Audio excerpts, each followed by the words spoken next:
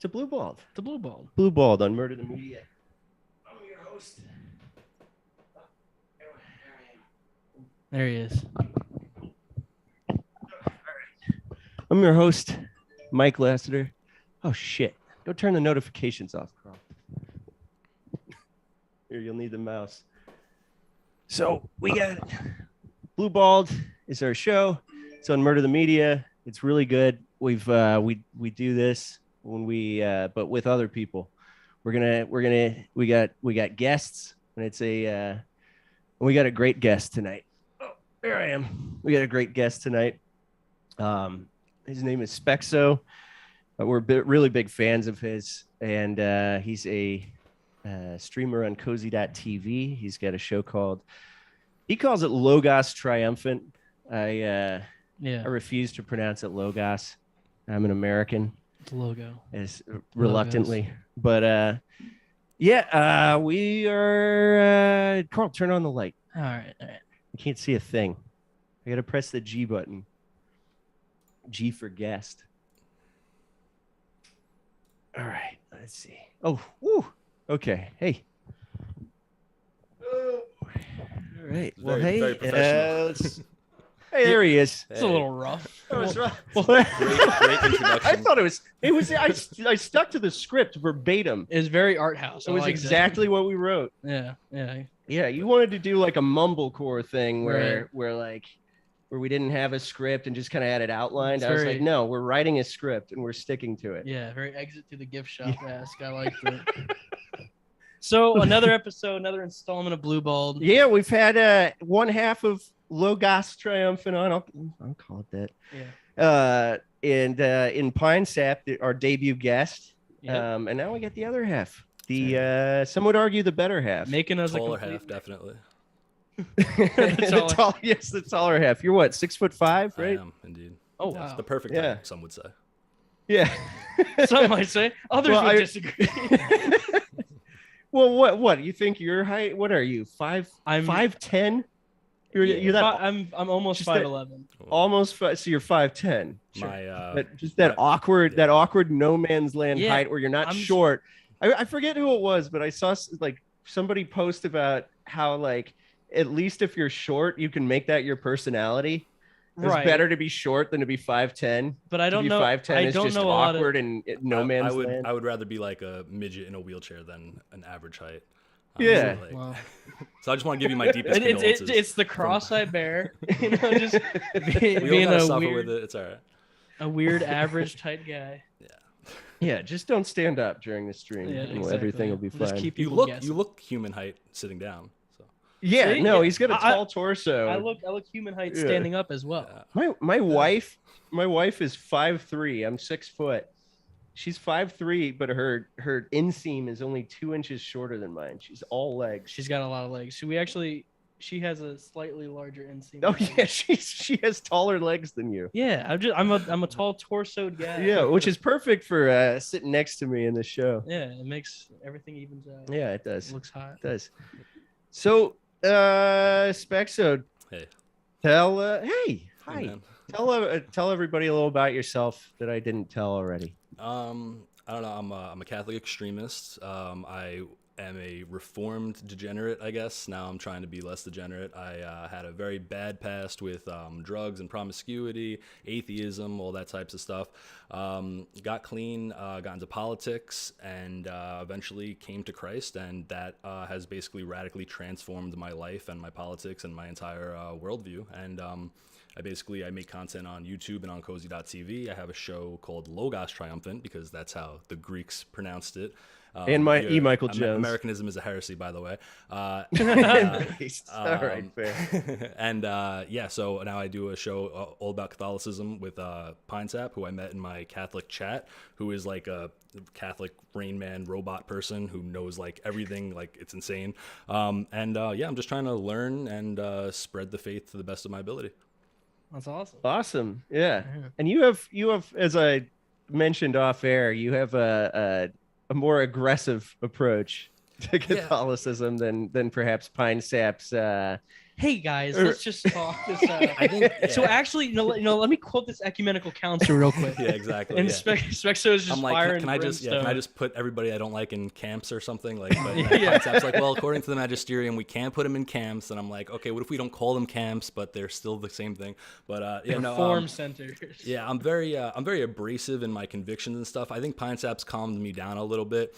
People think that like they mistake like my conviction with pride, I guess, or whatever, and they think like I come off too strong sometimes or whatever, which I guess in some cases I might, and I'm trying to relax a little bit, trying to be more charitable. But it's not so much that like I think like I'm better than somebody because I'm Catholic or whatever. It's just like I have strong convictions that this is the true faith, this is the only way to salvation, and I'm going to tell it like it is, and I'm going to be abrasive about it. That's kind of just like my personality too. Like when I was an atheist, I was super abrasive and in your face with that. If I have a conviction of something, that's just my personality, where I'm going to tell you like how I feel. Mm-hmm. Yeah, it's funny how God can use the same thing that you've been doing misusing can use you for a positive with that, So how did you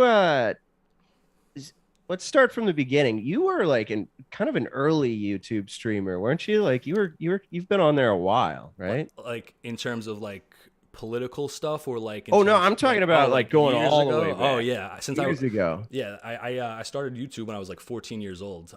This is actually going into like esoteric spexology, spexology. That I don't think I ever talked about this on stream or anything like that. Yeah, I used to make Call of Duty videos actually when I was like 14. That's where I came up with the name Speckzo. Literally means nothing. But I came up with this name in my friend's basement, and I got an HD PVR or something. I think that's what it's called. Actually, I had there was a worse one. HD PVR was able to record gameplay in HD. I had the one before that. I forgot what it's called, a Dazzle or something. And so I started making commentaries on Call of Duty 4, which was in 2007. And oh wow, yeah, and I was like just starting high school, so I did that for like 4 years about probably until I got to college, I think. And I was just talking about like degenerate nonsense that I was going through, like getting with girls and stuff, doing drugs in high school or whatever. And I actually got pretty popular because it was like the very early stages of YouTube. I got like 10,000 subscribers before like that was even a big thing. And it's actually one of my regrets that I got banned because can I like, I don't know how does the swearing work on your show? You don't care? Oh, you can. Let it fly. We try not to cuss, and then so we always end up. I actually cussing. have like so cuss as much as you want. I try not seriously. to use profanity, but it's part of the story, I guess, or whatever. But yeah. I got banned from YouTube for saying faggot too many times, right? And but I was also like I was featured on like Machinima. I don't know if you know what that is, but that used to be a big gaming thing on YouTube or whatever. And I got banned after I had like 10,000 subscribers, and then after that everybody started making like careers off of YouTube, and I was like, wow, if I would have just like bit my tongue a little bit and censored myself. I also did like a video on like the history of the N-word or something too. That got me banned. So they didn't like that, and so yeah, I got banned from that. But that was like my start into YouTube, and then I came back, I guess like 3 years ago now, and I started talking about like politics and stuff, and that basically just developed into as I got more into politics, I got closer to Christianity, and then I became Christian and Catholic, and my content completely radically changed even more into just like strictly Catholicism. When you found God, was like, did you kind of go vague Christian first and then find Catholicism? Yeah, absolutely. So I guess I went from atheist to agnostic and then to like theist. And then I was like, okay, I need to find the right religion, right? So, and if anybody wants like a deeper story, I just did like my full in-depth conversion story a couple of like a week ago or something. But basically, when I realized that there was some form of God, like there was some force higher than us, I basically looked into all these other types of religions, and none of them made sense. And I found this. Then I finally found this lecture by Lee Strobel, who is Protestant, but he was also an atheist, and his Case for Christ, right? Case for Christ, yeah. His wife converted to Christianity, and he wanted to disprove Christianity to her, and he was like an investigative journalist or something like that. So he went on like a 2-year journey trying to disprove Christ from like a secular standpoint, and he ended up that all the evidence pointed to the fact that Jesus Christ obviously existed. There's evidence of him dying, and there's more evidence of Christ resurrecting than there is of all of Alexander the Great's life and stuff like that.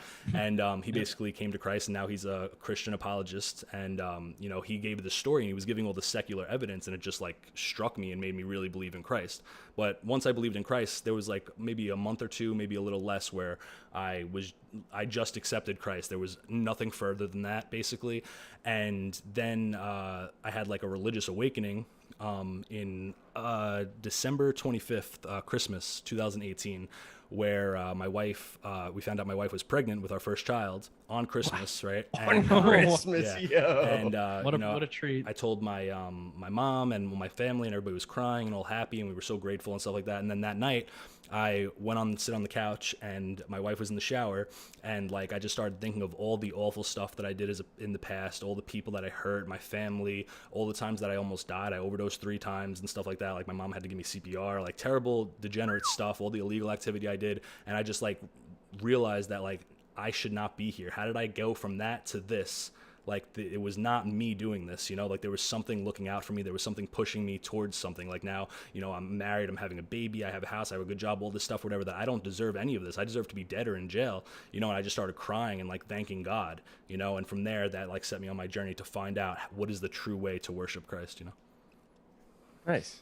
Awesome. So how did you find Catholicism? So it took me like 2 hours to realize that Protestantism was nonsense. Then Faster than most realize. Yeah. Well, it was like, because the question I had first and foremost was, why are there so many different denominations? Why do they all have conflicting teachings? Where did the Bible even come from? Who has authority to actually interpret the Bible? Because obviously it doesn't interpret itself. And then so I started asking all these questions and looking into it and realizing that Protestantism didn't exist till 1517. Martin Luther was a sick degenerate having visions of like the devil and throwing poop battles with him and stuff, all this crazy stuff. And he took like nuns out of nunneries and like just horrible stuff. And it was basically, as E. Michael Jones says, a looting operation, basically just to steal property from the church and stuff. And so then once I realized that Protestantism was nonsense, it was down to Orthodoxy versus Catholicism, and that took me like 7 months to like figure out. But ultimately it came down to a unity and authority and oneness, that one of 4 main marks of the Catholic Church, which is one, Holy, Catholic, and Apostolic, and they just don't have that unity. They don't have a way to determine moral standpoints authoritatively through like an ecumenical council or something like that. They don't have a definitive teaching on like IVF or condoms or divorce and stuff like that, you know? Yeah. Interesting. And obviously the proofs of the papacy, you know, and all that stuff. So It's always interesting, like hearing a convert's perspective to all this, because I'm a cradle Catholic. I was born into it, and until very recently, I was not well catechized at all. Mm-hmm. So I think it's super inspiring to see people especially come from an atheistic standpoint, and then end up being better Catholics and more well versed and catechized than me, who grew up with it. That's how it usually goes. Yeah, it's always interesting. I think about that a lot because, like, you know, I've got a daughter, and we're planning on having literally as many as we can. You know, yeah, it's the zeal of the convert, I think. What's that? It's called the zeal of the convert. Like, yeah. It's, but I don't like. I do know a few cradle Catholics at my parish who do have that same sort of zeal, and I want to figure out how to like make sure I capture that with my kids. And I guess homeschooling with the Catholic program is going to help with that, you know. But it's like what we talked about with Pine Sap is like PSR for kids is kind of too vague. It doesn't explain the whys of the faith as much as it should. It kind of leaves, you know, and because it's usually a lot of times it's not clergy teaching it. It's volunteer parents. Really? Okay. That was mostly my experience. Catholic schools too are not teaching children a lot of the right faith. They've become very like infected with like modernism and trying to adapt to the world and stuff like that, and just trying to honestly make money. And it's sad. So like a lot of people that are like in Catholic school don't even know a lot of the tenets of their faith. I think it's very important for Catholic parents to make sure that they are personally teaching their children the faith. That's why one of the reasons that it's so important for me to learn as much as I can about my faith is so that I could raise my kids properly and teach them stuff. Like we're already praying Our Father and Hail Mary every night. My kid is only 2 and 1, so they don't really understand again, like my daughter listens to me pray and then she goes amen and stuff. But like next year we'll start praying the rosary together and stuff like that. I got her this like little children's book of Catholic prayers and children's Bible and stuff like that. So I want to like start right from the beginning to make sure that she knows like the deal, you know? Yeah. I think that was probably a big part of why I'm still Catholic today, is because I didn't understand, I wasn't well catechized, but my mom did an excellent job of teaching me why it's important to go to church. And I did go to church every Sunday. I mean, during high school, and I had my rebellious phase and stopped going, but it was very easy coming back into it. And now I think at this point I'm a better Catholic than I've ever been my entire life. Yeah. But, oh, you definitely are. I mean, yeah. I see the change in you, Yeah. So did you said that politics kind of led you toward Christianity? Yeah, is absolutely. that right? Yeah. So I was like I was never like a Wignat. I was never into like white nationalism or anything like that, or like You didn't have the Wignat phase, bro? People would say I did. I was like an accelerationist, and like I knew I was like I was more into like conspiracy theories more, and or whatever. And like obviously I understood that there were racial differences and things like that, but like I said, like it came to a point where it was like, okay, the people that everybody that's like either. There's either two sides. It's either people are completely racially blind and they don't see race at all, and everybody's just pink on the inside, and it's all about the Constitution and ideology or whatever. And then you have the other side where everything's about race, and they're obsessed about race, and it becomes racial idolatry, and that's all that matters to them or whatever. And that manifests into hatred towards other races. And like that's at the time when I was learning all this stuff, that's the only two sides I was seeing, and I just felt like I didn't belong anywhere. I was like, yeah, I don't want to be hated for being white. I respect my culture and my heritage and stuff like that, but I also don't hate anybody. I just don't want to be hated myself. I don't like this anti-white propaganda going on. I don't want to be hated on because I want to have white kids, stuff like that. And so I felt like I didn't really fit in anywhere. Eventually I found America First and stuff like that, but like for a while I was just like I was so full of anger because nobody was talking about the right thing. I had nobody I could relate to or whatever, and I was like we need to just make things as worse as they can get and make the society like a third world country, and that'll cause a mass awakening and everybody's gonna rise up and blah blah blah, which is obviously ridiculous, but that was my thought process for like a really long time. I still know some people in that phase. Yeah. I'm like, bro, come on. Like they're like, oh, there's another factory farm that burned down. Let's go. These like, people, no, people don't tend to have children. No, I don't have children, but I like things not. It's like not India, Like I mean, can we just like chill out? There's always a I can't believe like people that want war. It's like I don't think you're really. War is really dysgenic. Thinking this through. Yeah, war is dysgenic. It kills sons and fathers. Yeah, it spares the cowards, you know? Right. Yeah. It's just not realistic or pragmatic, honestly.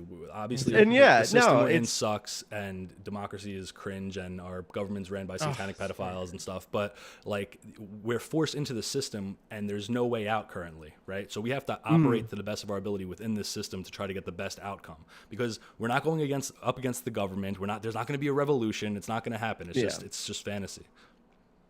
Yeah, no, especially because if it was gonna, it would have already. Right, because they started the American Revolution over far less. Well, yeah, people keep waiting. People are so pacified. People keep thinking like it's like there's no line in the sand, because they just keep. It's not like they're just gonna like come and take your guns away. It's like I think they like us having guns because it makes us put up with everything else. There'll be a war between citizens, like a manufactured astroturfed war between like citizens before there's a war against like the government.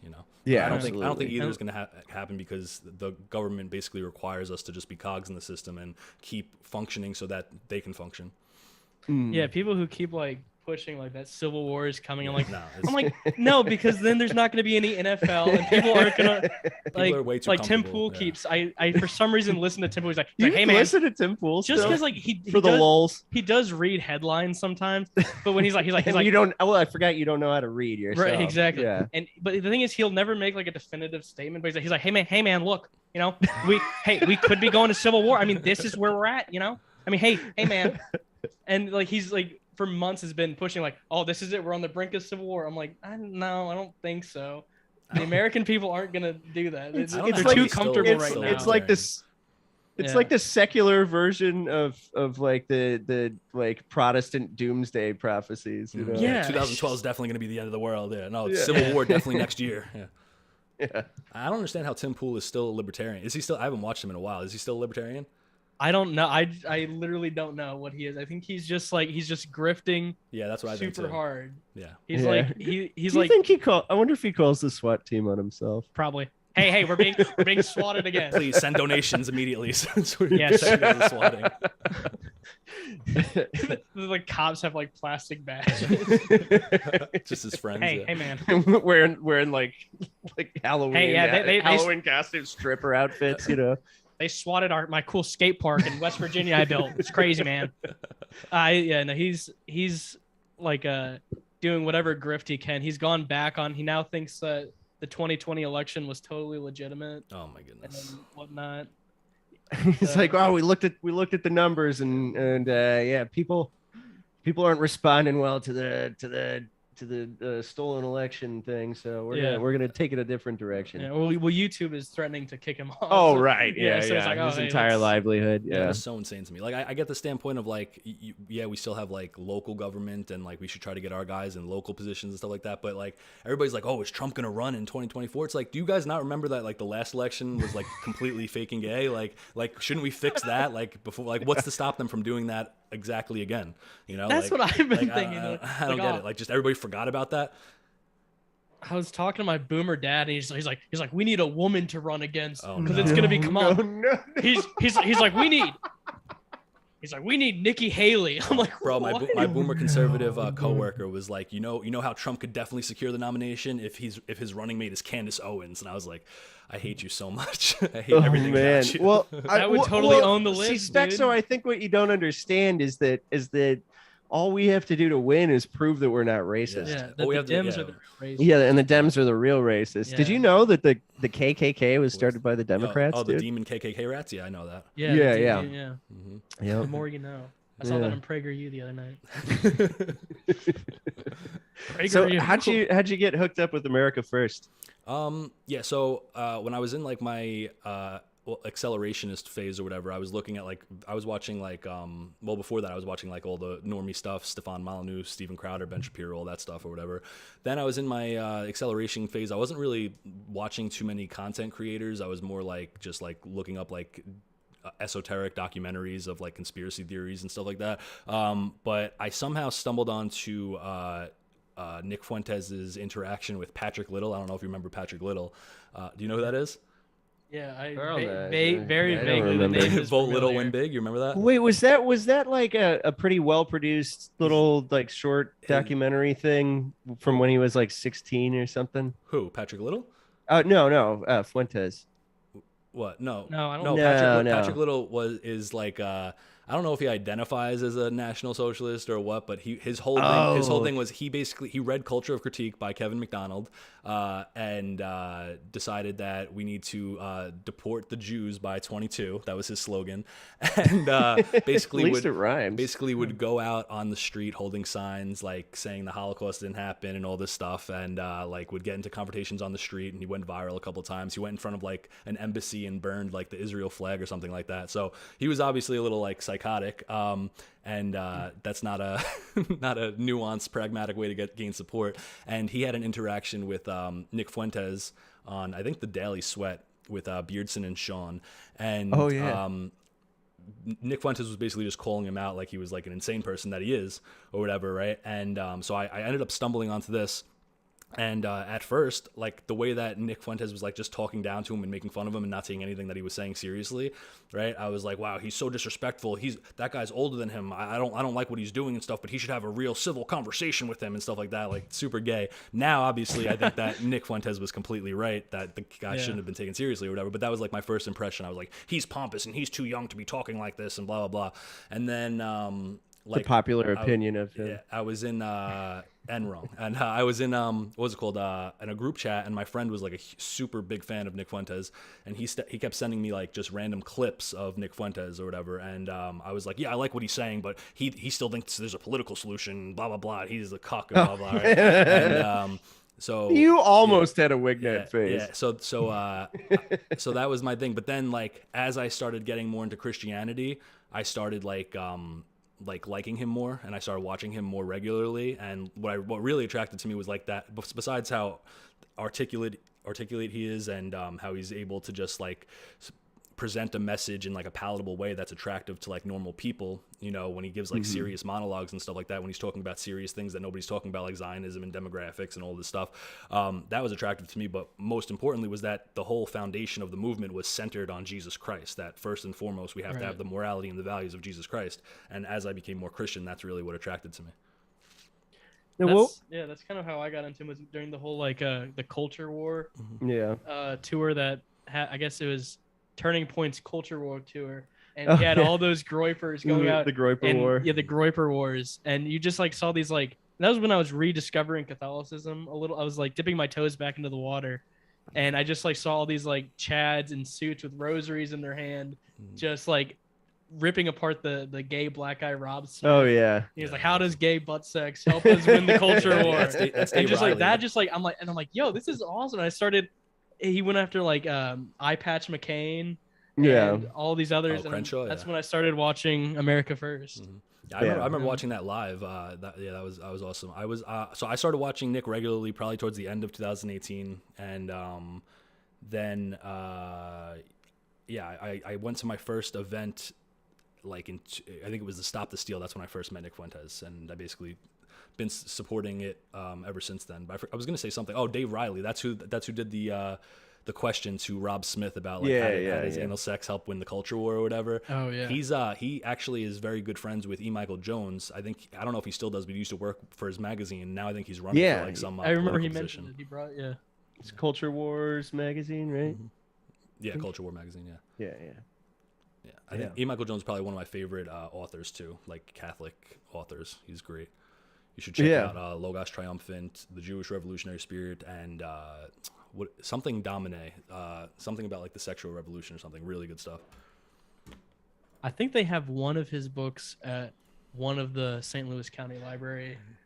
No kidding. Yeah, I want to. Oh, yeah, you talked about that on an ebook of him. Yeah, but I found this out. It's true with a lot of public libraries. Yeah.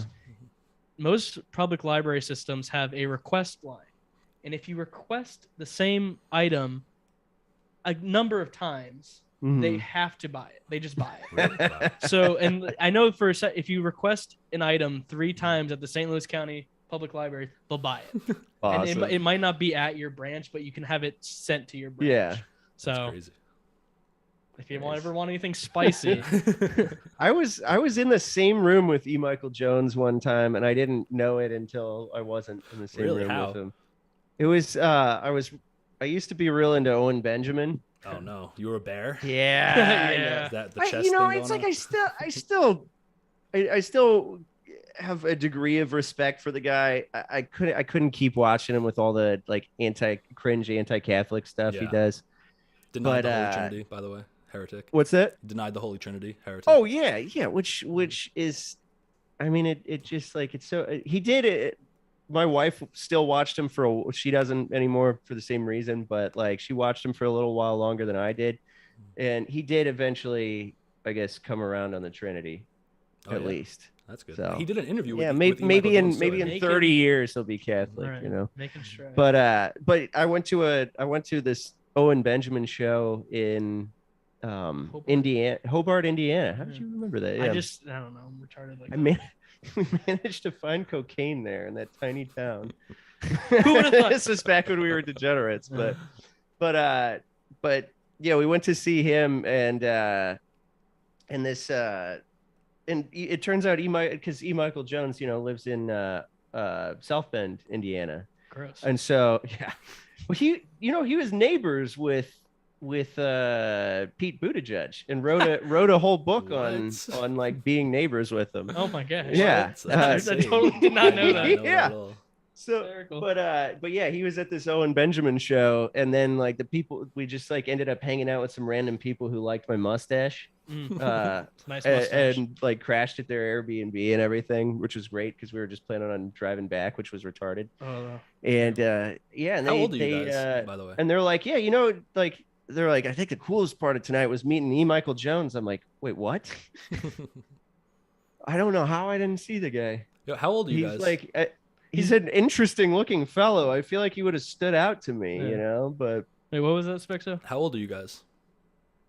We're actually 10 years apart. yeah, Exactly. yeah, almost exactly. Yeah. Because I'm immature and Carl's very mature for his age. Yeah. Carl's, you're well, 23. I just have to take my age, which I have to remember first, because once you hit 30, it's kind of all the same. But yeah, no, I'm 33. Oh, I'm 20. Yeah, my and you're 20. condolences. That sucks. And you're about to turn 30, or you just turned 30? No.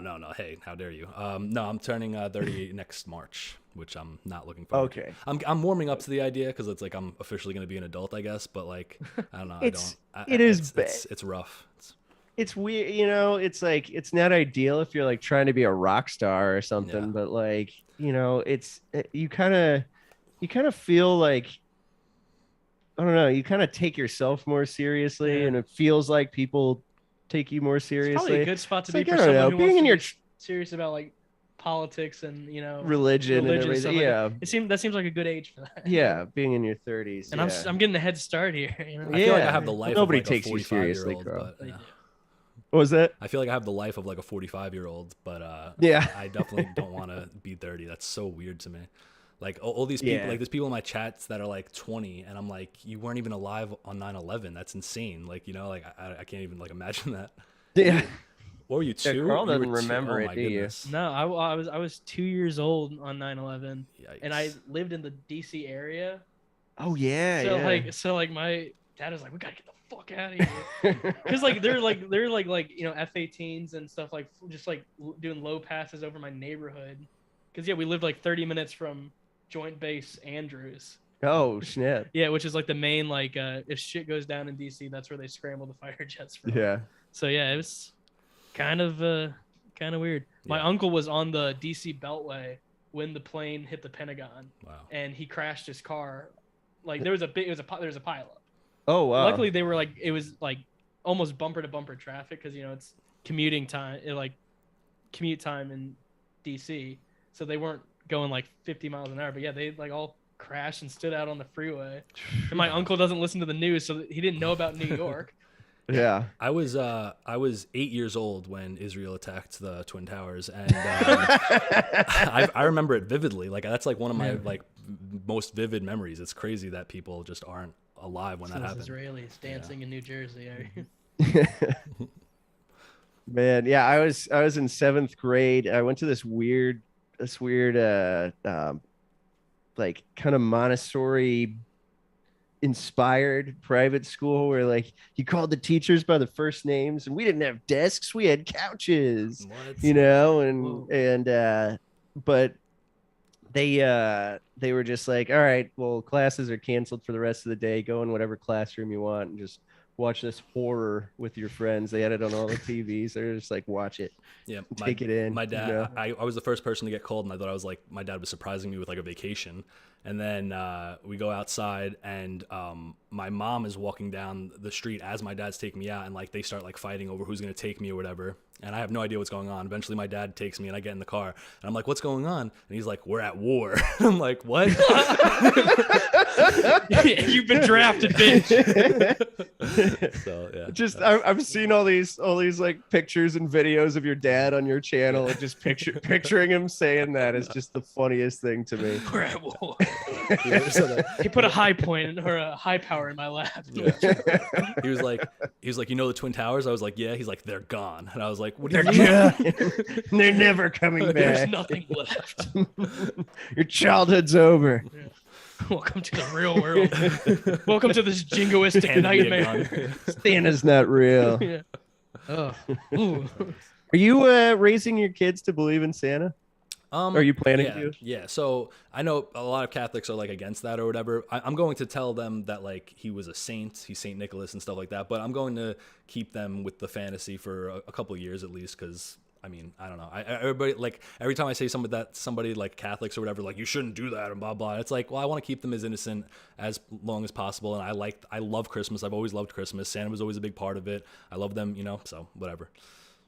Yeah. Don't do what my parents did. They let that going way too long. Oh yeah, I think you told me this before. I'm gonna embarrass the hell out of myself. But I think like I started to like feel like Santa's kind of. I don't think Santa's real at 13. And I had confirmation that year, like literally like 7th grade.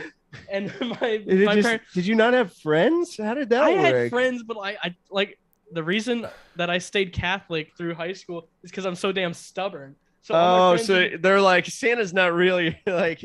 You're like, I'm like, whatever, retard. Yeah, I was the opposite. Like, where did I get this bike, dude? I was the opposite. My friend was like 3 years older than me. So when I was like 7 or something, maybe 6, yeah, something like that. He was like 9 and he told me that Santa's not real, I think. And so I went to like the Christmas party and I was telling like all the little like 3 and 4 year olds that Santa wasn't real and everybody was getting mad at me. Yeah, no, that's how it always happens though. You know, there's always like some shit kid that goes and spoils it for like a whole pool of children. I knew the Easter Bunny was a sham, and the Tooth Fairy. I'm like this. but I pretended to believe in it because I'm like if I keep this like ruse up, I'll still get like money from the Tooth Fairy. or like I knew that just immediately. I'm like, every night. Yeah, exactly.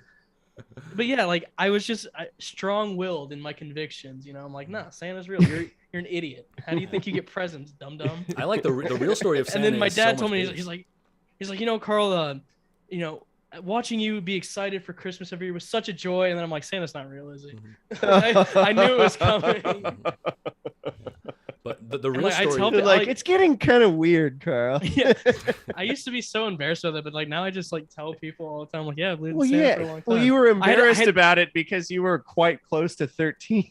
I had a great childhood, though. You know, you can. I will not regret that ever. Yeah. I had a great childhood believing in Santa. That's awesome. Nice. And your parents just let you like, so you're like 12 years old, waking up like Santa came, like they were still. Yeah, exactly. I'd like leaving out like cookies and milk. Yes. Okay. And my younger brother is like, Carl's fucking stupid. But my brother doesn't believe in anything. He's just a miserable little. But he is tall at least. He is tall. How tall is he? He's like maybe like 6'2", maybe. It's acceptable. Okay. It's acceptable. Yeah. Between 6'1" and 6'5" is okay. He looks. He has no personality, but he looks. He looks taller because he's got that lankiness. Yeah, he's got like the lankiness and. Were you lanky? I know you used to be fat. I was super fairly fat. recently, Super but were you fat, lanky before that? No, I was always morbidly obese, like ridiculoely fat. Like okay. It was insane. Yeah. There was some guy. I can't find my phone, but I was gonna read you the exact Telegram comments. The person most enthusiastic about you being on our show. He ended up getting banned from the chat because he's like, "What are you gonna do? Go ahead and ban me, then." You know, and I'm like, "Okay." But oh man, yeah. What did he say? He said that he called you fat. He called you a fat retard.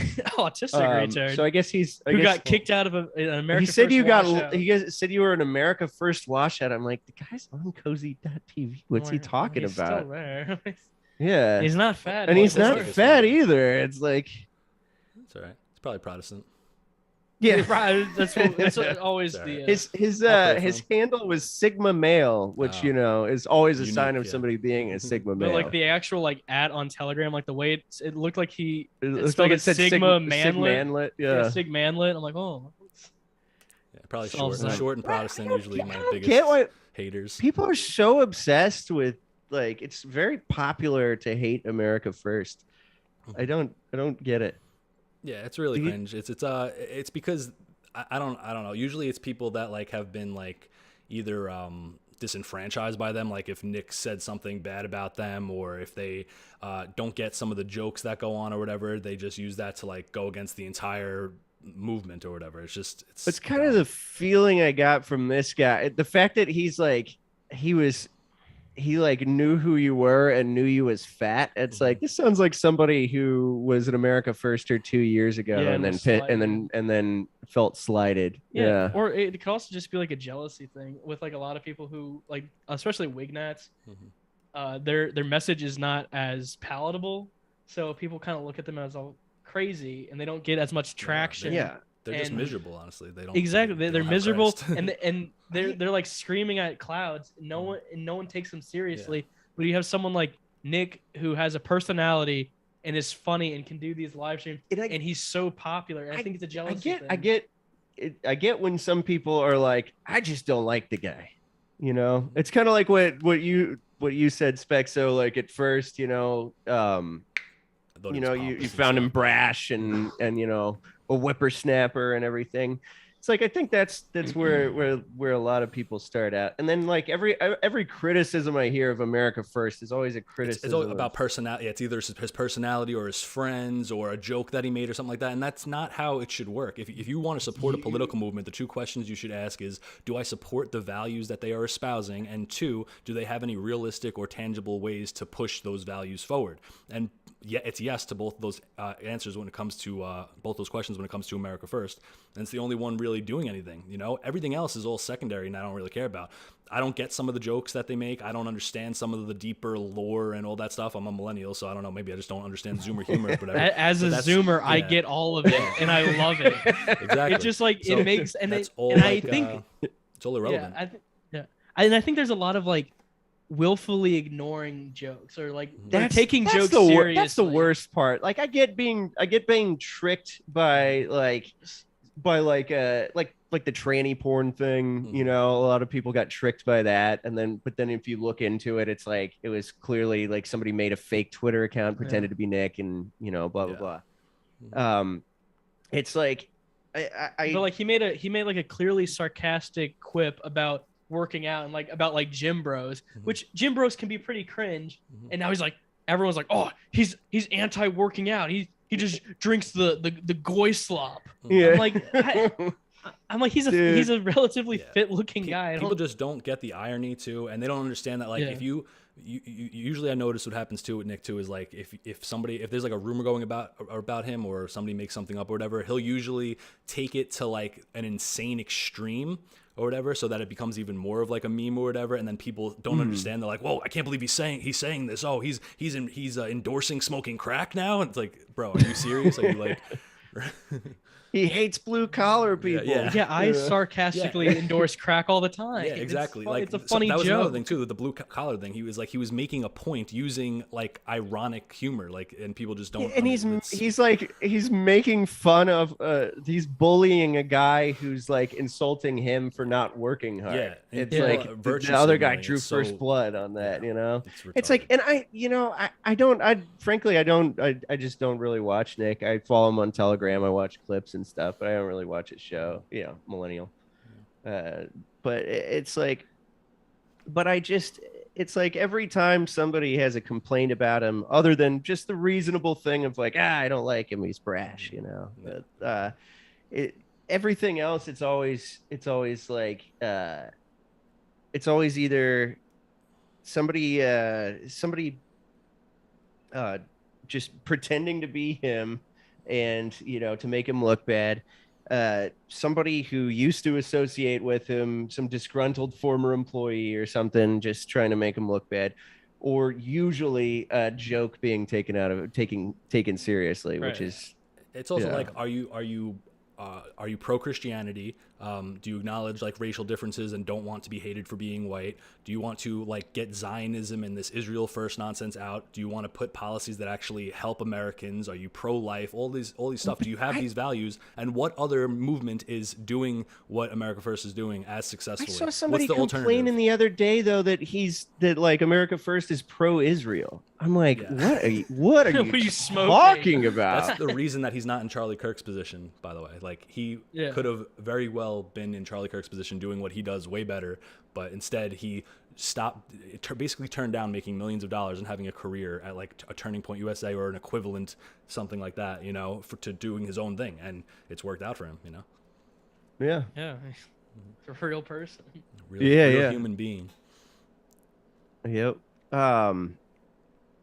But you're not really that political anymore, right? Yeah, I've completely I have no idea what's going on really in politics anymore at all or whatever. I've basically been totally detached. I watch Nick. I used to watch him literally like just religiously every single day or whatever. Now I don't watch any content. Like everything that I watch now is just Catholic stuff, and I basically like just become like a introverted like hermit nerd reading Catholic theology books and stuff like that. So I know Hunter Biden's iCloud got hacked and that some guy trolled AOC by saying she was like a big booty Latina or something. That's Alex the extent Stein, of my that political was knowledge right now. I saw your comment on that today. It was I couldn't believe it was, I couldn't it believe was people true. were But I also just countersing like me. seeing people like bring back a little good old fashioned sexual harassment. Yeah, no, Yeah, I thought what he did was hilarious. I was obviously being ironic or whatever.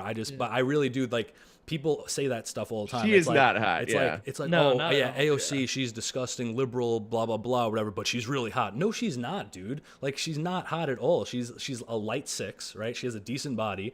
Her gum to tooth ratio is abhorrent. She looks like a horse. Her eyes are bulging. Her nose is like flat. She's a total like epitome of a butterface, and she's not even like a high ranking butterface. Like people, To quote Owen Benjamin, by the time you're 40, you have the face you deserve. You know, Yeah. like physiognomy is real. You That's know, it, I mean, geez, dude, I have an iPhone and those like it'll just like Remind you of your show you past old pictures, transgressions. show you old pictures, and I just see like these like twisted, just like Coomer expressions on my face, and it just disgusts me. Like I remember going to a thing and seeing some people that hadn't seen me in years, like once I became a Christian and stopped looking at pornography and stuff, and they're like, man, you look really good. And I hadn't been working out or anything. They're just like, you look really good, like really healthy. Yeah, I said this like it's like 2 that was years the ago. only thing that had changed is just like Yeah. what I was consuming Exactly. mentally. Yeah, I said that like 2 years ago that physiognomy has a distinct correlation between like how close you are to Jesus Christ. Like the closer you get to Jesus Christ, the more you fill your soul up with good things and like things that are Christian or whatever. It really shows in like a physical manifestation. You look at like me, for example. I just keep getting better and better looking. But like people like Hunter Avalon and Vosh and stuff like that. You look how they looked like 4 or 5 years ago compared to now as they've just gotten further. Yeah, and further. Vosh They've was just like melted. a good looking, Yeah. right wing looking dude, and And Hunter Avalon was always kind of like he was pasty. soft looking, He but was it's like a twink But, or like- whatever, but he had like good bone structure, thick hair, Yeah. and stuff like that. Now it looks like his like skin is melting off his face. He just looks miserable. You could see he has like dead eyes, you know. Yeah. Very Tom Sad. Hanks in Philadelphia. Yeah, we gotta get him the hat. He the looks Phillies hat. sick. He looks sick. Oh man. But yeah, At least he's I- got that van. Yeah, oh, yeah. You know. His minivan, living the trad life. Yeah, van life, bro. But I did not like my picture taken at all for like most of like middle school and high school. So I don't have those pictures to remind me of how like gooberish I used to look. So most It's of the, too bad because I'd really like to see it. there's I could probably find you some that like my parents have. Okay. But, I mean, Was your yeah, yearbook I just like a shadow, like a video game character that you can't unlock yet? yeah, exactly. It's like that weird Smash Bros character. Question mark Yeah. over your shadow. Oh shit! I had something I was gonna ask you. Oh, did you say you're losing your hair? 'Cause Oh, yeah. what are you talking about? Oh yeah, no, this is a complete illusion right here. This is like minutes of Oh, it's like one of those Zoom filters. combing things. I don't think I have a zoom filter on. No, but this is no, this is like I don't know. You can't really see it now, but like my hairline like starts up here, so I have to like comb it over or whatever. When I like wet my hair, it's like abysmal. Like you could see that I'm losing it. I've been using this this stuff, this like foam or whatever. But I think I thought I was gonna be bald by now. Luckily, I could still like fake it. But I think within like the next year or so, I'm gonna be completely bald. Like my whole entire family is bald. Yeah, I'm not doing so hot. Yeah. I'm But my wife won't let me shave my head bald. I've done it a few Really? times, Yeah, and she's just like, "I still love you, but you know." yeah, But frankly, I'm disgusted. It's like all my guy friends are like, or what am I saying? All my friends. I don't have chick friends. I promise. oh no. But they like all my friends are just like, dude, you look awesome. Yeah, you he look good does. with the shaved head, And but my wife is just like, well, I guess that's just how it's gonna have to be. Yeah, as soon as I like, is it like really noticeable and I can't like hide it with like hairspray anymore, I'm definitely just going complete, bicking it, growing out like a giant beard, and then like probably just injecting Tren until I'm jacked and scare people and be a bald lumberjack looking guy. Nice. My my unfortunately orthodox friend, he was like trying to do a gotcha, I guess, and using like what St. Paul said about like having a shaved face. And I'm like, all right, bet I'll grow a beard. You can do that. I like I mean, I was looking at pictures before of like when I had like the gigantic beard like last year or whatever, and like sometimes I miss it, but then I also remember of like how like annoying it was and how itchy it would get, and like how I would have to spend mad time washing it, and like how it would like get caught on like my clothes and stuff. And I don't know, sometimes I want to grow it back like that or whatever, but I like this length right here. I like mustaches. I think that's just gonna be I don't like beards. It was a Zoom filter I think we were preparing for the Pine Sap interview. We were preparing for the Pine Sap interview. For the so lost I downloaded episode for the lost episode. You heard about that, right? Yeah. That we did a whole episode with them that didn't record save. it. Yeah, that's awesome. Love when that happens. Yeah. We recorded it. The second, Zoom the second one was awesome. The second one was better. So I'm glad that was a great interview. Yeah. Thanks for sharing that on YouTube, by the way. Absolutely. Yeah, appreciate it. Everything we post gets taken down. The Africa thing is just. Yeah. I don't know how I'm still on YouTube. I got my first strike and then I appealed it, and they somehow accepted my appeal. So I don't even. Oh, you're a Fed. Yeah. Yeah, but we were just messing around with the Zoom filters. Oh yeah, and they have a mustache one, and Mike put a mustache one on me. He's like, "Oh, that looks good." He looked amazing. I'm like, oh my gosh, you have to like this makes your face make sense. I mean, Carl's like a good-looking guy, but he just looks like a child without the mustache, right, No, I get the mustache. and it looks great. It looks better in person. It's finally filled in. It's enough. coming in okay on the Zoom. But yeah, with the direct light on it, but it looks good. It looks great. Good stuff. So how did you lose weight? Drugs? No. I don't know. I just I love telling that to people. Like, yeah, drugs and depression. No. I just basically started eating less and working out every day. And then so I lost I do it really unhealthily. That like you probably shouldn't take my advice. Occasionally I just started again. I do this ECA stack, which is ephedrine, caffeine, and aspirin. Right, super bad for your like internal organs and stuff, but does make you not hungry.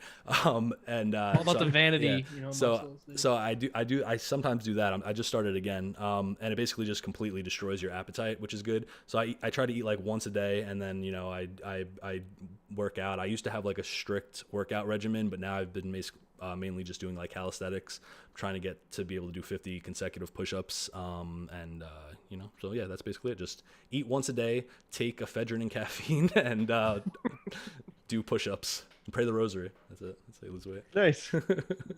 Yeah, when I take my Adderall regularly, I look very trim. my face will thin out. Like I won't get like AIDSy, like sunken in face, but you get some cheekbones, and like my jaw will come out. Yeah. But, my weight fluctuates so bad. Like I lost 65 pounds last year, and then Wow. over Lent, which I thought I was gonna lose weight over Lent because I wasn't eating after 4 p.m. But I guess like because I wasn't paying attention, I was just stuffing my face with carbs so I wouldn't be hungry for the next 16 hours or whatever. And I gained like 25 pounds in 40 days, and I was like, what the heck happened? So I was like 266. I got down to 205, I think, and now I'm like somewhere around like 220, 225. So. All right. But not the fat guy that idiot accused you of being. No, I'm not. I'm technically not fat. I'm 6'5", so I can be up to I think 229 pounds before I'm technically fat. So I'm 4 pounds below fat. So nice. Yeah. I'm still in the overweight category. Yeah. I'm getting closer to being normal. Like, nice. I want to be like concentrate camp skinny. Like that's like my goal physique. like you talking about Tom Hanks in Philadelphia. Like not his like complexion or like lifestyle, but like his physique is like a That's what I want. Yeah, I wouldn't want the Holocaust lifestyle either, you know, being Jewish and whatnot. Yeah, you got to go to the opera, and The and swimming pools and stuff like that. Yeah, that sounds like a horrible disease. All right, so this will be what gets me banned from YouTube now. We love the Jewish people. We do. We love them so much. them We want them to yeah, convert. Exactly. Yeah. Big facts. Come into the new covenant. It's fun here. Yeah. Oh man. Is that a crucifix on your? Is that your hair on your? I can't tell if that is that a shirt, Mike. Oh. Yeah. Oh yeah. Oh, okay. This, I was like, no, I was this like is, trying to this figure is out chest hair. Okay. Yeah, this is all chest hair. You Italian? You Mediterranean? Yeah, I'm only one 20/48 Italian that I've been able to find. I never did 23andMe or anything, but I did the free, like I was between jobs years ago, and so I did the like 1 week free trial on ancestry.com. Yeah. And just did all of the work that I could do. Like not like going and doing my own research, but it's like if you get far back enough, you're hitting research that other people have done. So it gets easier the further back you go because you have more, more common relatives. So I found, but I only found being 1/20/48 Italian. Yeah, I don't know what this is. It's weird. But no, this is. Oh, this is actually a very weird story. I never got mine. I gotta get this like blessed or something because I'm pretty sure it was bought with federal informant money. All right. So, not Mike's federal informant money. Our friend, not mine. No, I am not. There's one guy on Twitter. I think I finally blocked him, but he just like every time he sees me post something on like local news channels or something, he's like, "Hey, it's federal informant Mike Lassiter." I'm like, where's this coming from? And then I'm like, hey, like what, and then he never replies. So, but no, the actual federal informant that we know, it was this friend of ours who was one of the people that got me into Catholicism. He was like he'd kind of off and on be devout Catholic, very just he was in Muslim the wind for a while. Yeah, he called never himself stopped hanging out with the left, and he got this for my daughter, and it's the same.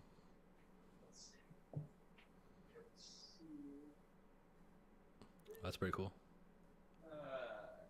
What are you talking about? You can't see that.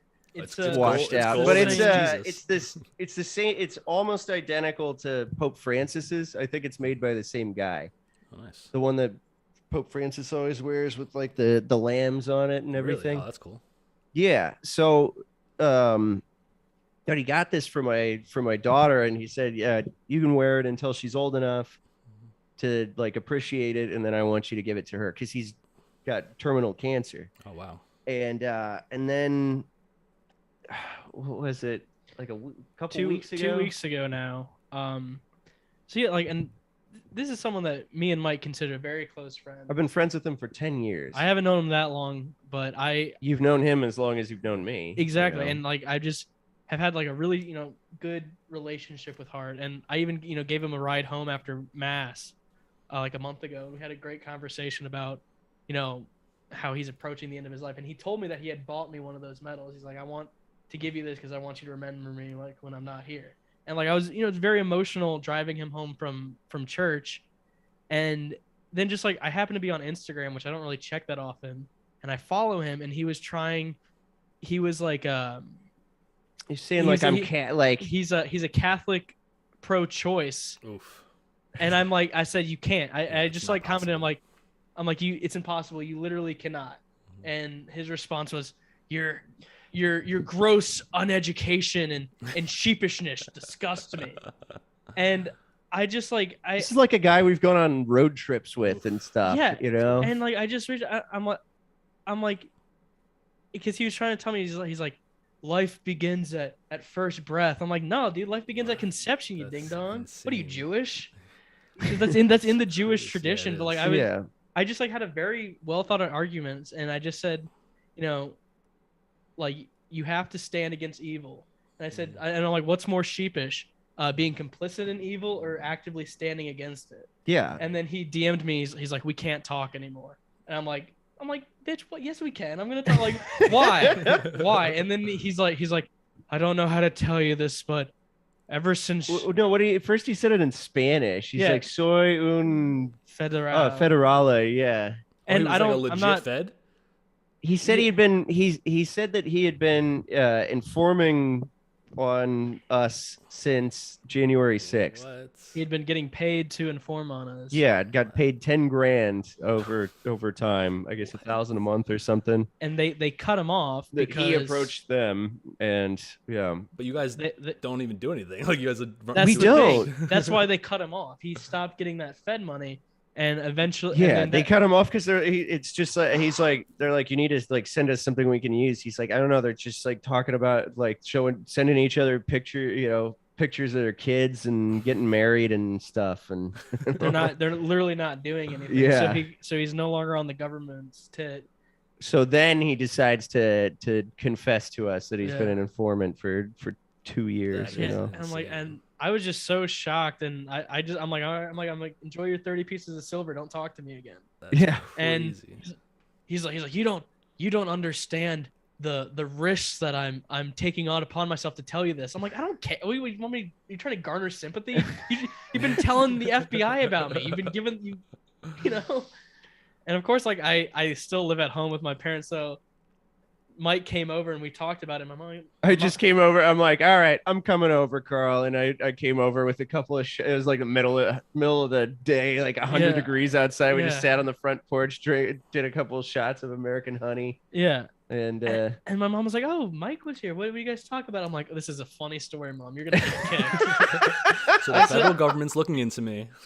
Yeah. And my mom is, a very devout Catholic. She goes to mass every day. Really? And our friend our former friend who is a federal informant has, again, terminal cancer. She had been praying the rosary for him every day. The first Hail Mary of the rosary was for heart and for his cancer. And so when I told her all this, she just started bawling. And then she realized, she was like, wait, FBI shit. What's this all about? I'm like, I've done nothing wrong that they know of. Just make ironic jokes. I always preface it with Minecraft. We're good. Have you heard of irony, bro, Mom? Yeah, I'm an irony bro, okay? I mean, there was literally nothing. Yeah, so there was literally nothing they could use, like even like infer something from. Like we were always like so. We always found the like marching in the streets and plate carriers stuff so cringe, and it's just like you're just doing everyone a disservice. You're not out there battling commies. You're punching stupid college kids. They're not communists. They're not tankies who are gonna like murder you or anything like that. They're literally thin wrist, soy eating college liberals. Hormones it's with the red hair and lesbians. Mike, you said that you just like became Catholic like recently, or like I so I was baptized Catholic, but my parents they just got me baptized Catholic because my dad's father was a convert to Catholicism, very serious about it, and but my parents weren't very serious about it. They were like gonna get married in the Catholic Church, but then they both had a previous marriage, and I think only one of them was able to get an annulment, and so they just got married by some judge at the Bogey Club, and then but they luckily happened to get me baptized Catholic because they just didn't have a church they went to, and then my mom is from the South, and so she was always kind of, I guess she was raised like Baptist or something, and so I grew up going, like, I remember we went to some United Church of Christ, for a while, and I guess my mom finally realized that was like pretty liberal, and so we started going to this Bonham Presbyterian Church, which is where my wife and I got married, and I went every Sunday, we both sang in the choir, and I loved it. And thankfully COVID happened because then the church shut down. I'm like, what, like, how are you going to shut How down? you gonna You know? shut the house? Well, of and God? in fairness, here in the St. Louis Archdiocese of St. Louis, they shut down the Catholic churches too, I guess, right? Didn't they? I don't know. This is There before was my time. yeah, there were ways to still receive Holy Communion. Okay, well that's good. And every single church live streamed mass. Yeah. And that So was when I was getting back at the beginning of COVID. Is really when I started getting back into Catholicism, and I started watching live stream mass okay, well, that's cool. every week. And like my grandma, another devout Catholic, arranged.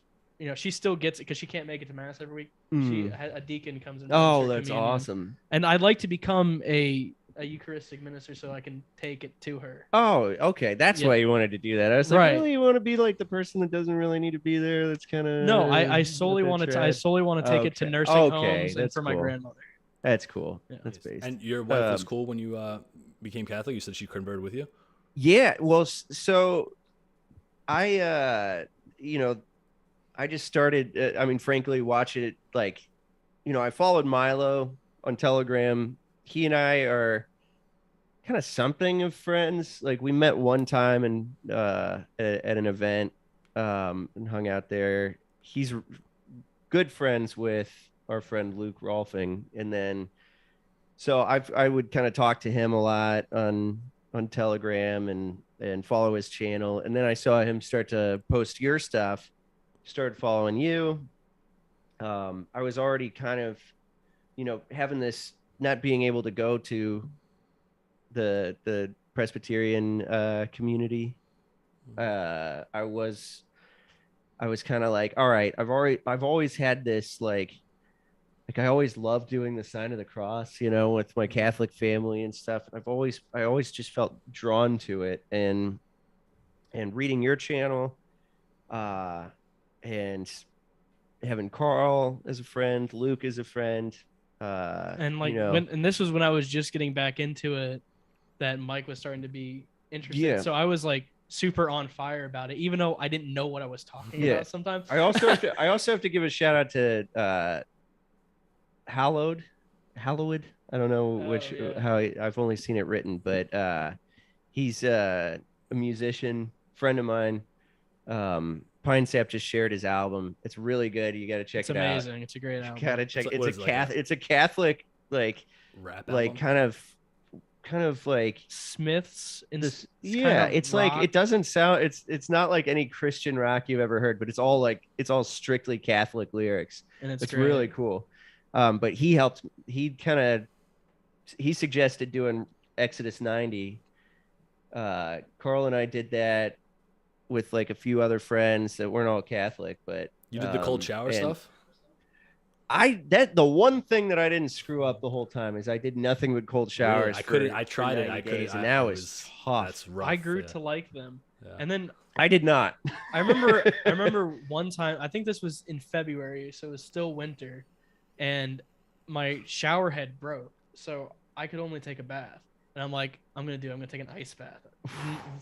What? Dude, something retreated inside of me, and I had to coax it back out. Yeah. But no, it was terrible. It was terrible. But this coming January, I hope. I do want to do it. I want to do it again. Do it right. But I wasn't really Catholic at the time. But I'm like learning. I was learning about all this stuff from doing it, from like doing the daily readings and everything, and and I'm like.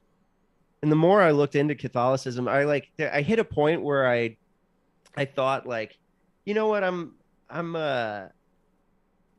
know I want to be Catholic. Like I've been wanting to, I'm all about return to tradition and everything.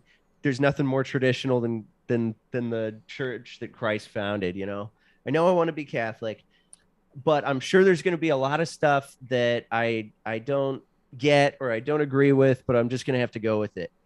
And everything I would look into, like, all right, I don't really get this Mary thing, and I'd look it up, like Catholic Answers or something, and That's awesome. and I'm like, oh, this just makes perfect sense. Like the saints that praying to the saints, it blew my mind. I was just like, this is so retardedly obvious. How did I never get this before? Mm-hmm. It's like, oh, these, like, when you die in Christ, then you have eternal life. so you're still alive. So we can Right.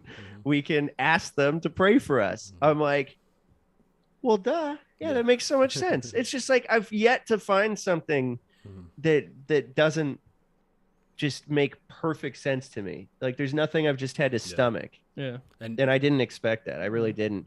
And so my wife, I got into it first, and my wife was reluctant, but she was like based enough that she's like, okay, like you're the head of the household, and the man's supposed to lead the woman when it comes to matters of Christian, because she was already Christian, and so she's like, all right, if you say we're gonna be Catholic, we're gonna be Catholic.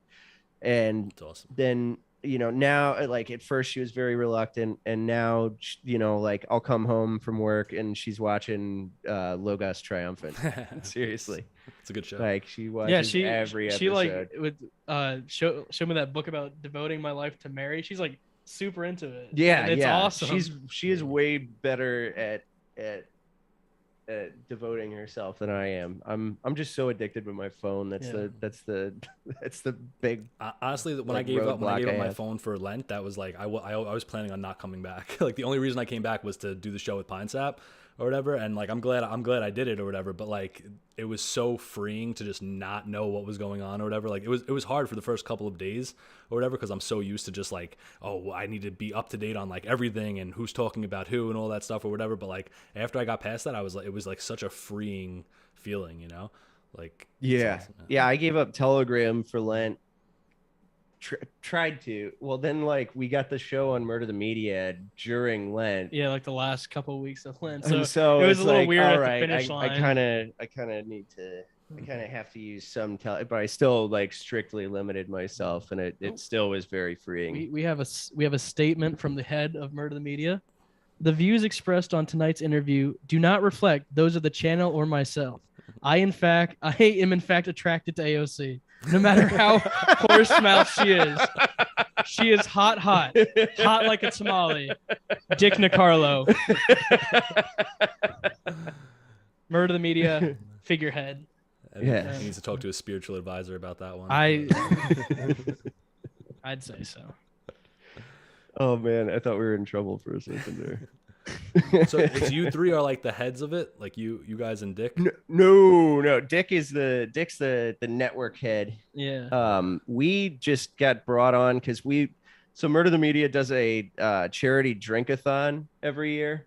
The charity varies every year, but so this year Carl competed, and then I was sort of his second. Yeah, you came in last. By a lot.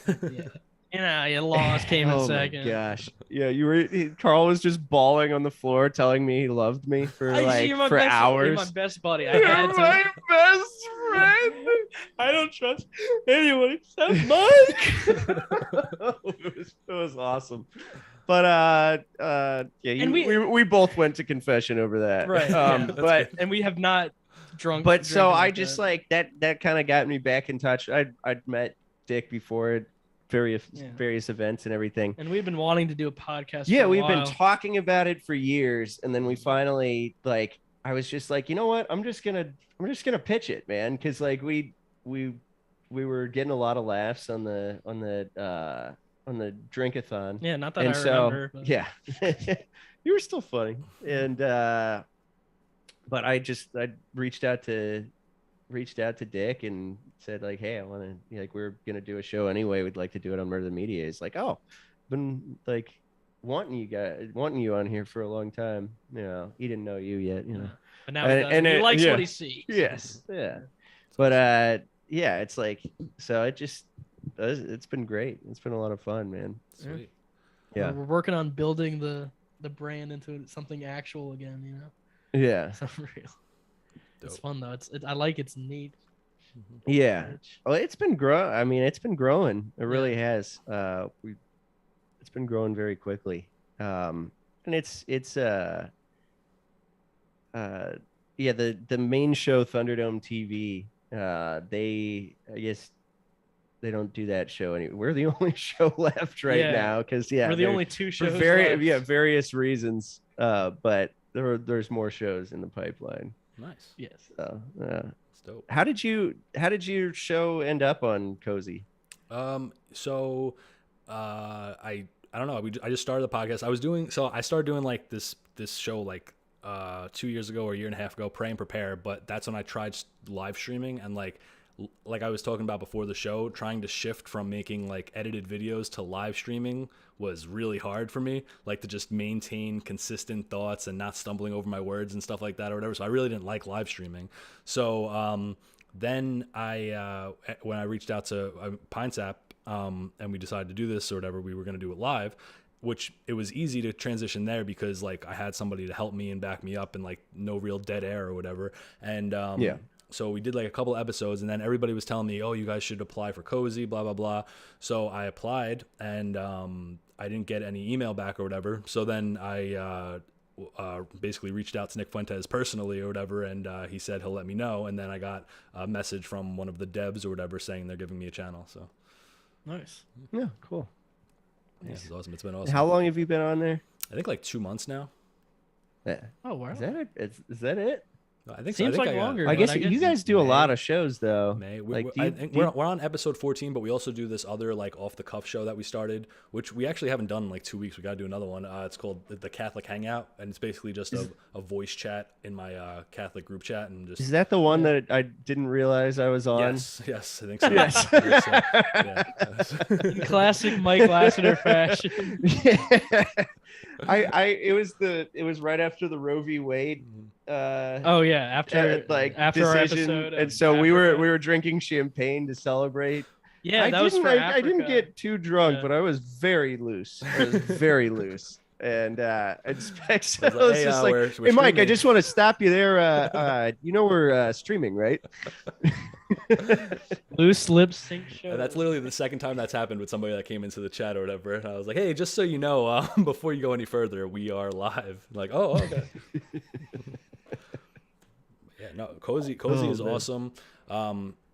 I've been simultaneously streaming on YouTube, but I don't really pay attention to YouTube. It's mainly just to so I don't have to download the video from Cozy and then re-upload it to YouTube or whatever. But I have a feeling that like my days on YouTube are numbered. Even though we only talk about Catholicism, but like we have that like sense of humor and like we make edgy jokes and stuff like that sometimes, So and then of course when we bring like in the Catholic Hangout or whatever, and people are just saying whatever they want. So I have a feeling that my days on YouTube are definitely numbered. So I'm glad to have like Cozy as a secondary platform. Yeah. Yeah, cool. Yeah. Yeah, the algorithm got us because we talked Proud Boy stuff. That's what it was. Well, now you just said it again. They're not going to be able to post this. I mean, shucks. That proud guys. But you have a Proud Boy tattoo on your arm. Oh yeah. Oh no. Yeah, I had bad tattoos. I actually I was like, you know what? I should probably write out some questions to ask him. And I'll get to this, but yeah, the one question I was gonna ask you, the only question I came up with is, what's the most cringe tattoo you have? Right now, probably the zombie, this thing. But you want to know? Oh man, I can't believe I'm about this. I don't even know if I want to say this online. So I used to have a tattoo, right? That said, I don't even want to say this. I used to have a tattoo that said "Swag King," right? That I got in college, right? So Where was it? Right here. This is a cover up, right? So Oh man. So I was on drugs, so I'm gonna use that as an excuse. So this was like when I think like Soldier Boy was like popular and stuff, and like everybody was saying swag or whatever. So I started saying it like ironically. So people started calling me the Swag King because I would wear like sweatpants and like a t-shirt or whatever and be like, yo, look at my swag or whatever, right? So everybody started calling me Swag King. So I went to I was in college, and I found out that the tattoo parlor guy was accepting the college college card that we had, because I didn't have like real cash. You know, like I had like, you know, like how you swipe the card or whatever to buy like textbooks or to buy stuff at like the commissary thing that they have. So he was accepting that or whatever, and so I was like, what should I get? And like I don't think my friend said, oh, you should get Swag King as like a joke or something. And I was like, all right, I'll do it. And then so I got a big Swag King across my arm, and that was probably one of the worst decisions I made. And it took me like 7 years before I was able to get that covered up. It was horrible. Oh man. Yeah, I mean, we both still have a chapter, like a foot in the door. Kind of. Really. It's like we haven't had a meetup in a while. It's basically just like a Telegram chat at this point, honestly. I mean, but it's also like we've all just become friends outside of it. Yeah. You know. But I mean, I don't know. I mean, I met some Proud Boys at one of the Stop the Steal rallies. They were very nice or whatever. I just didn't agree with like their ideology because they're like libertarian and stuff. And then like that's how a lot of it started. Being Right. guy. A lot of them, a lot have moved in, like a lot have become Christians, and a lot of there's a lot of political diversity within the group that's just now. like the Wasn't outside like perspective is that it's a libertarian. Mostly, I think it's because of the colors. It's because of the people, the sort of people who want to put themselves in front of a camera as Proud Boys. You know, so is it like a centralized the kinds thing or that what? go to school board meetings in plate carriers? Hey, man, you know, we're gonna do a banner drop over the interstate. yeah, they're supporting our 2A and shit. You know, is it like a centralized thing though? Like, because I the last thing I heard about, I think, was that Enrique guy, and he was like a Fed. Yeah, he informed, like he's confirmed to have been a federal informant like years before the club. There's no proof that he did it while he was in the club. And it doesn't. He hasn't been chairman for a while anyway. He was chairman. It was sort of like this. It was just like you could. It was kind of every chapter for themselves, and we would like talk to we were all kind of in communion with each other, and then we stupidly formed, like, it was when Gavin quit. You know, it was monarchy's better. You know, it was better with, Gavin McGinnis was head of the. Did he quit Proud before Boys. January 6th? Not even officially, but it was just like he just kind of gave the fine. It was like he would just resolve disputes. He'd be like, "You're gay, you're right," and that would be the end of it. And it was great. And then when he quit, everybody was like, "What do we do?" And then this lawyer guy, J.L. Van Dyke, was like, "I know what we should do." And he already had these bylaws written up that created a central, created these elders, who then like the presidents would vote for the elders, and then the elders would elect a chairman. And so that's how Enrique got elected. And he really played that up. It was really meant to be, or at least sold to us as like, and effectively, it's like the elders didn't really do much. They just resolved like inter chapter disputes and stuff. But it wasn't like they're like, "This is what we're gonna do," this is what we're all about. It was he made it like, but he kind of made it appear that way because he made himself such a celebrity. And so everything, it was always truly just a drinking club where guys would meet up once a month, get away from their wives, and plan to take over the government. What's that? Plan to take over the government. Exactly. Right. No. I mean, it really was not. It was only political insofar as like everyone was like somewhere to the right of center, but it wasn't a political group. It was just that left, we didn't want to hang out with like left wingers when we're going to bars and stuff. Or so that's we had been dumped by our lefty friends. That's how a lot of it started. A lot of it started in cities, and that's how we all met each other. And so all the early guys were kind of hipsters and just like just funny guys, and then it just, the public perception of it became so much about like what the public facing guys were doing, which made it look like a militia type thing, which it never was. And even to this day, it's still that drinking club. it's just that 5% that put themselves in front of cameras who define the public perception of what it is. Right. And so it's impossible to recruit now because the only people that want to join are people that want to be a part of the movement. You know, when the emails that recruiting emails we used to get were like, hey, like I heard about you guys on the Gavin McGinnis show. I think you guys, you know, like I'm kind of looking for some cool guys to hang out with. I don't know, you know. It was just like looking for cool guys. I don't know, you guys seem cool. And now it's like, yeah, now it's all the move. Everything says the movement, or I'm ready to serve. You know, I mean, you wouldn't believe the cringe emails we've gotten. I mean, some really Fed posty stuff. Even, you know, I don't want to say that one, but yeah, it was that bad. Guy.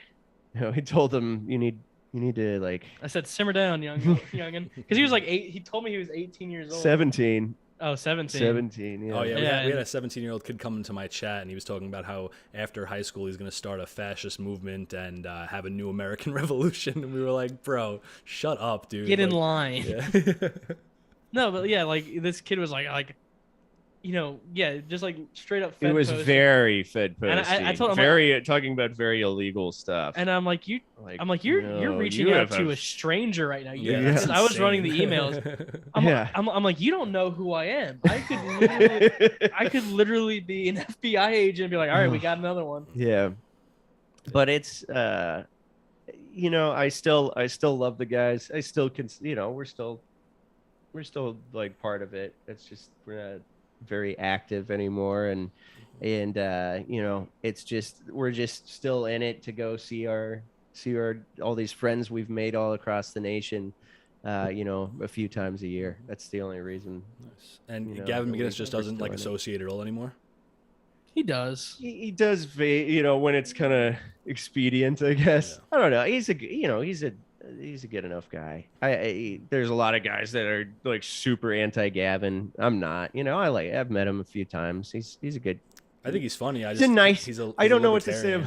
He's a good guy. He's a well-intentioned guy, and Did you meet him at AFPAC? I did, and I gotta say, I was very disappointed because I wanted to like ask him for a picture or whatever, and like I was like, "Hey, Gavin, I'm a big fan." And he was like, "Thanks," and just walked away from me, and I was like, all right. He's very. He has in the same night been really nice to me and a real jerk to me. Yeah. He's just, he's just says whatever he wants to say at any given moment. Yeah, I mean, I think he's funny. You know? I used to watch him all the time when I was more libertarian-esque or whatever. But but I still have a censored TV account that I don't pay for. How do you have Ray? That? Oh, sweet. Yeah, Ray hooked me up with that. So I'll still like occasionally just like if I'm like cleaning or doing something around the house, I'll like listen to it through my AirPods, and it's still really funny. It's it's not even that political of a show, and just he's him a funny and guy, he's funny. Yeah, Ryan and I became pretty good friends, just through various things. But Mike's got the tattoo on his forearm. I literally came here from going to a tattoo shop to get a quote on getting it covered up with Jerusalem cross here and cross of St. Louis, like maybe as a flag here, covering it, and then getting this just this old tattoo I have from a band I was in, covered with a Marian cross. So yeah, I want to get some Catholic tattoos. Unfortunately, both my arms are covered up, so I don't know. I'm gonna probably have to get my back done. Which I'm totally like against tattoos now. Like I wish I never got any tattoos, but now that I have them, I'm like too far gone. So yeah. I chose to get the Proud Boy tattoo on my back, on the back of my shoulder. So I don't really have to worry about. Was that like a requirement? I'm like, what are you talking about? You never go to a public pool, you know? Like, when are you ever shirtless? Was that like encouraged to get a Proud Boy tattoo? So it's the degrees are. I realized once I joined the Knights of Columbus that it's all very based on the Knights of Columbus, like the script that there's sort of a script for I think Gavin is Gavin must have taken it just like copied the Knights of Columbus script, because it starts exactly the same way, and then just has like Pat Buchanan or a reading from the book of Pat Buchanan. As fair-minded and mostly Christian folks, we can see that there is truth in the indictment of America's past. Our fathers did participate in slavery. We did practice segregation. Our treatment of the Indians is not what one should have expected of those to whom the Sermon on the Mount was divine command. And it goes on, I've obviously done it a lot of times. You need more Hitler podium smacks. Yeah. So one of the things that's, I think, based on the Knights of Columbus is the degrees. And so Gavin just like came up with the first degree is saying I'm a Western chauvinist who refuses to, and then second degree is getting beat up, just like torso shots by 5 dudes until you can name 5 breakfast cereals, which is a lot of fun. It is. And then the third degree is getting some kind of Proud Boy tattoo. So it's like it's kind of like a fraternity or like a Masonic lodge. Yeah, because it is just a fraternity. That's what it's intended to be, and that's really what, like, if you had like an inside look at the Telegram groups and everything, you'd realize it's just a very AIDSy fraternity. Yeah, with a lot of drama. And a lot of just grifters selling their wares. Really. Yeah, there's people are making have made careers, and there's like Protestant. There's like sort of like Proud Boy Protestants they're like, no, you don't have to be in communion with National to be a Proud Boy. I don't recognize National. It's like National is just all of the presidents. It's just the club. It's a club, and you're not in it. And they're like, no, you don't. Like, I don't recognize your authority. And I like all this stuff is going on while I'm like becoming Catholic, and I'm like, this is just like the church.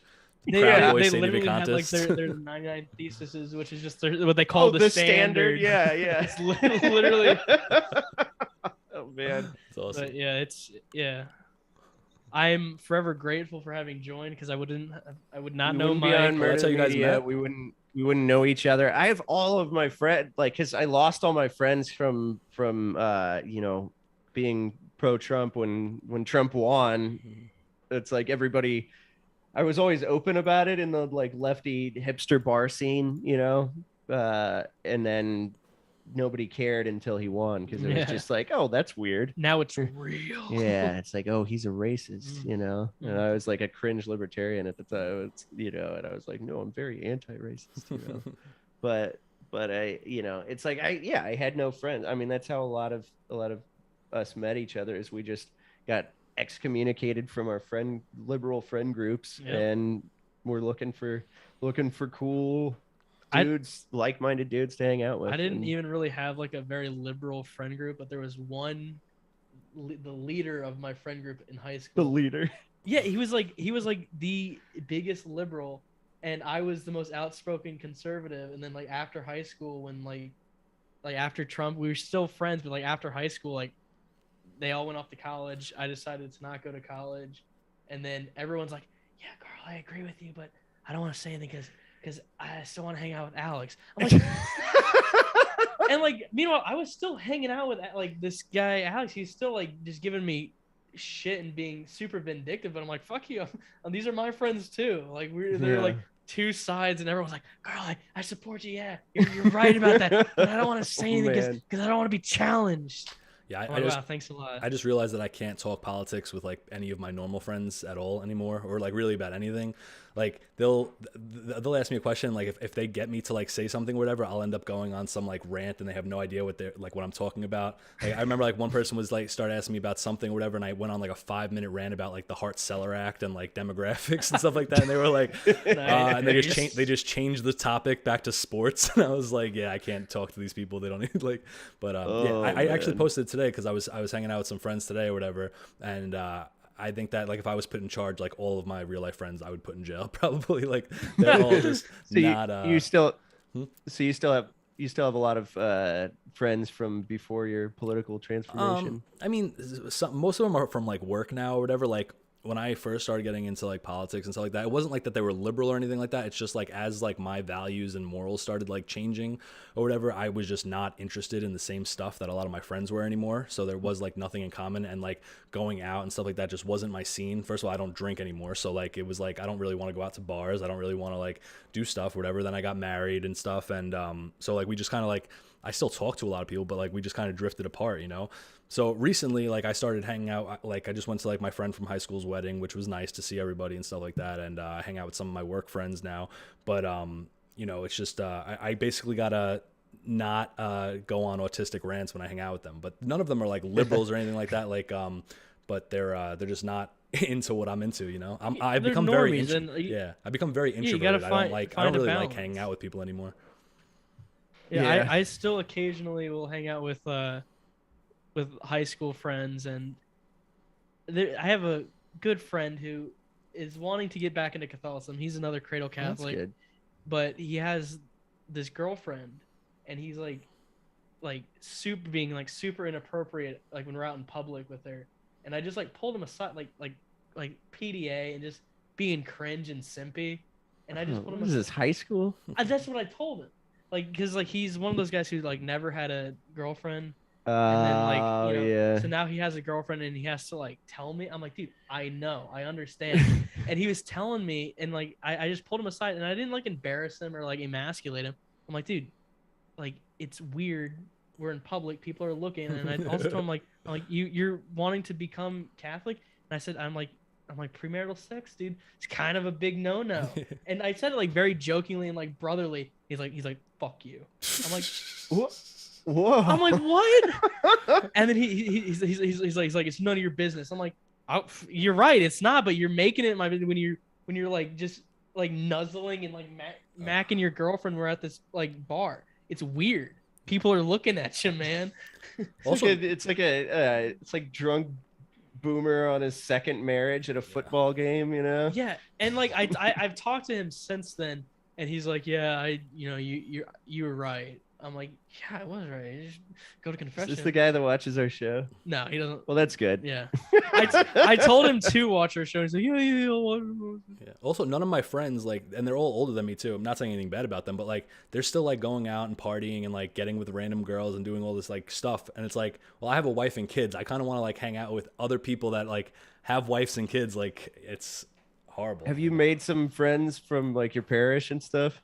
No, not really. Because lately I've been parish hopping because I was having some problems with my parish. Because I went to a TLM mass, and then I went to a Byzantine Rite mass or whatever.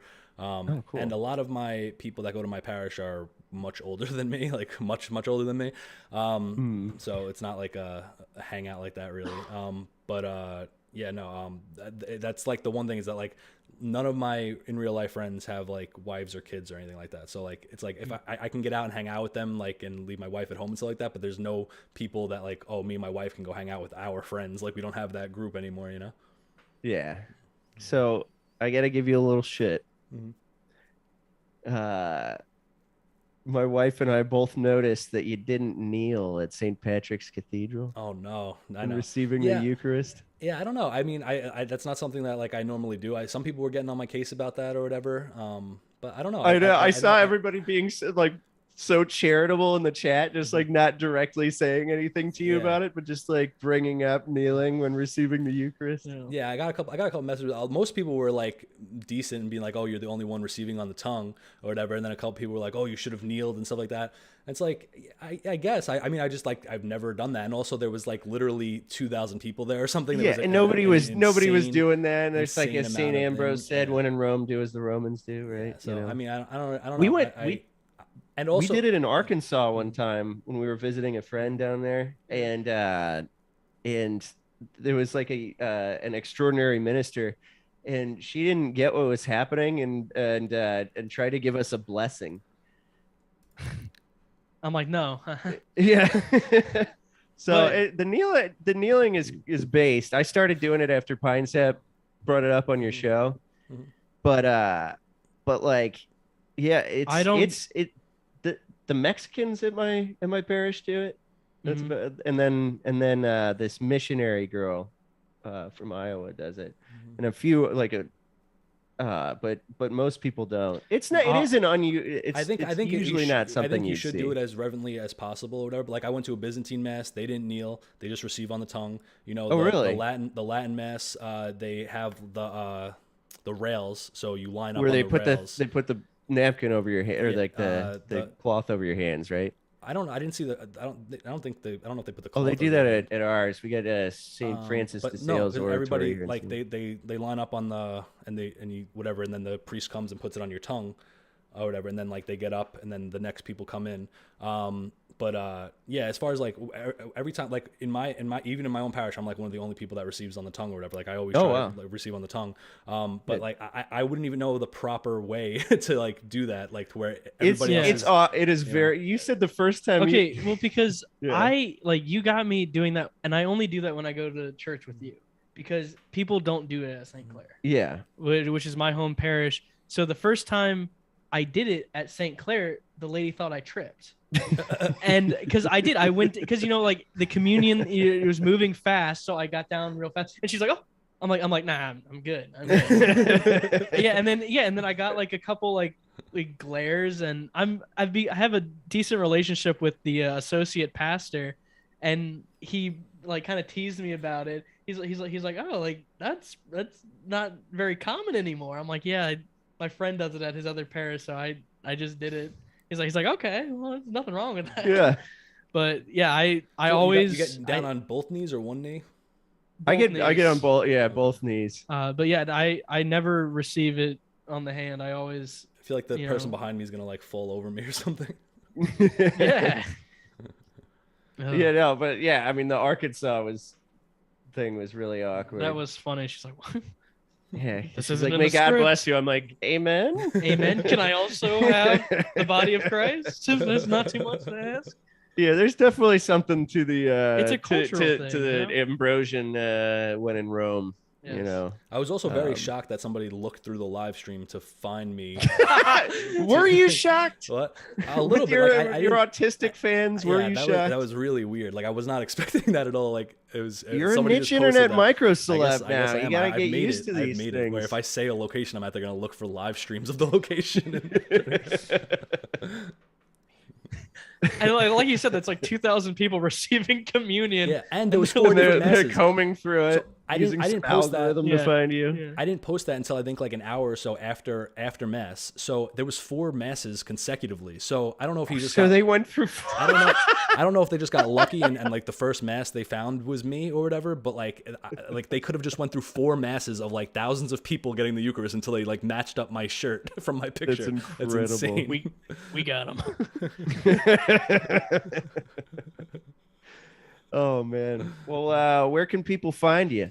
T.me/speckzo and cozy.tv/speckzo. All right. All right. I think that's probably a great place to Well, yeah, wrap things that's up. why I said where can people find you. I wasn't going to do realized- that and then do 30 minutes more show. I realized as I was saying it, I'm like, That it was that's retarded? it being Yeah. redundant. Retardedly Redundant I just on my end.